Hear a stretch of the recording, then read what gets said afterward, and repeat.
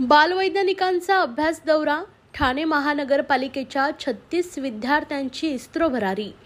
महानगरपालिकेच्या शाळांमधील 36 विद्यार्थ्यांनी इस्रो भरारी घेतली आहे। महानगरपालिका व मराठी विज्ञान परिषद यांच्या संयुक्त विद्यमाने स्थापन केलेल्या विज्ञान मंचच्या माध्यमातून 8वी ते 9वीच्या विद्यार्थ्यांसाठी या इस्रो सफारीचं आयोजन करण्यात आलं आहे।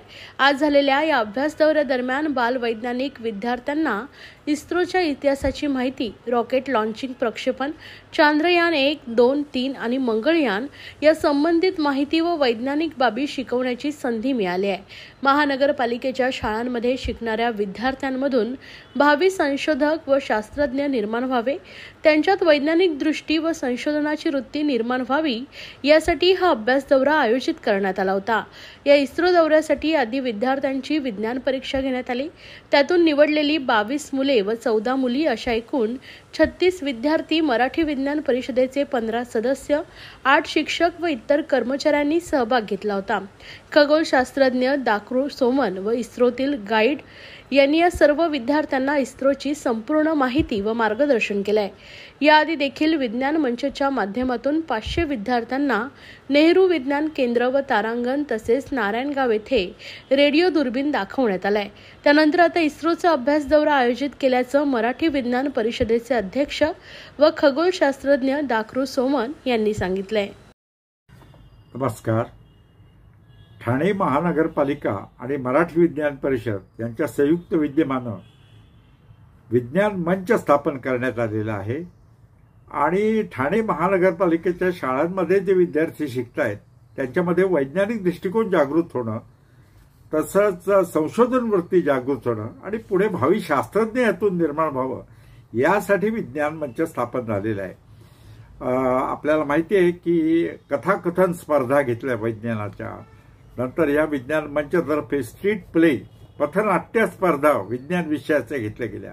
500 विद्यार्थ्यांना नेहरू सायन्स सेंटर आणि नेहरू प्लॅनेटरियम तारांगण हे दाखवून आणलं। तसंच 50 विद्यार्थ्यांना नारायणगावला रेडिओ टेलिस्कोप दाखवून आणला, त्याची माहिती दिली।